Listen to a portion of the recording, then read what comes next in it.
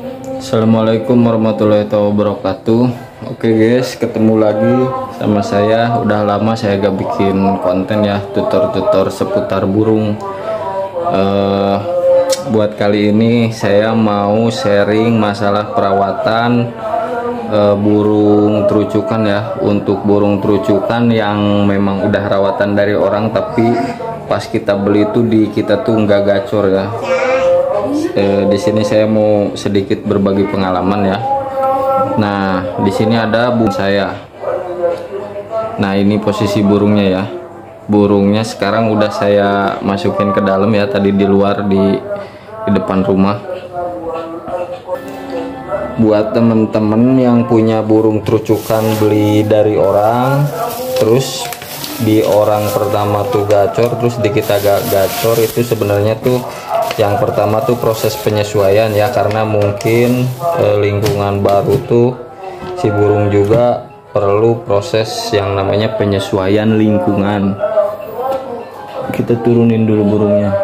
Nah, ini untuk burung terucukan yang punya saya ya. Ini sebenarnya saya beli itu udah rawatan dari orang ya, udah jinak. Terus di orang pertama tuh bahkan udah belajar ngegaruda ya. Nah, untuk burung terucukan, solusinya untuk burung terucukan yang memang udah rawatan tapi pas kita beli tuh gak gacor, atau misalkan kita rawat dari bahan dari Om Yokan tapi gak gacor-gacor padahal kita rawat udah lama, sebenarnya sih untuk solusinya cuma simple aja ya. Karena untuk burung terucukan tuh dia tuh tingkat sensitif kenyamanan lingkungannya tuh cukup sensitif, hampir gak jauh beda sama cucak hijau lah. Kalau untuk masalah pakan masih disesuaikan aja ya. Kalau misalkan memang burungnya kelihatannya birahinya kurang, biasanya saya pakainya super pit red ya. Biasanya super pit tuh ada yang dua, ada yang gold sama yang red. Kalau misalkan memang birahinya kurang banget, saya biasanya pakai yang red aja langsung. Tapi enggak pure semua ya, saya biasanya di mixing sama top song. Kalau misalkan temen-temen yang nggak pakai top song, pakainya pure apa, bisa tinggal dicampur aja. Untuk komposisi bisa disesuaikan aja sama kondisi burung teman-teman masing-masing ya. Kalau misalkan saya bahan biasanya saya pure pakai ini di hari pertama.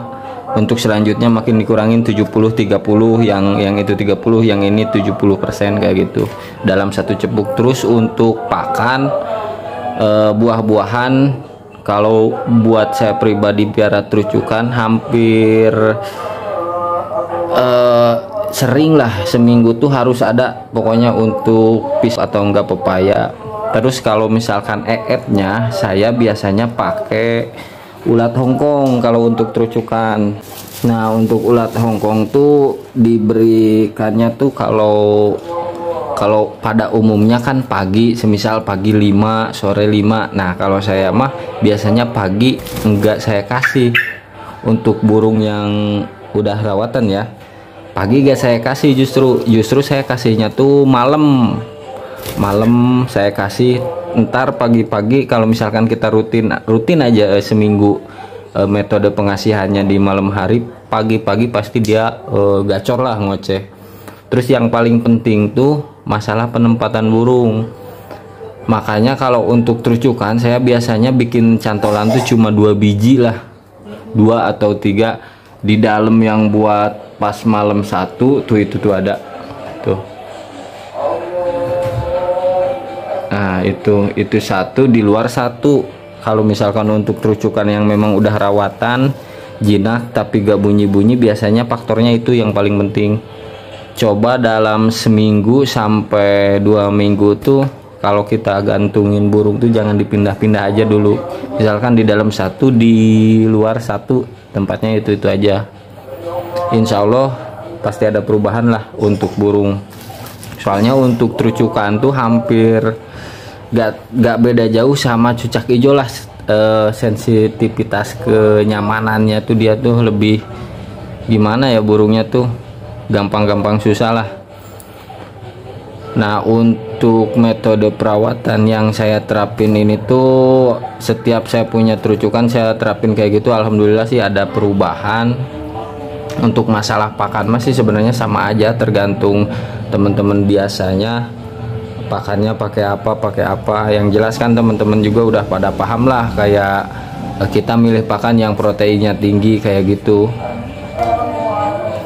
Nah, untuk sharing-sharing hari ini kayaknya bahas itu doang ya, karena memang saya juga gak ada plan buat bikin video sebelumnya, karena ya saya udah lama aja sih nggak bikin video.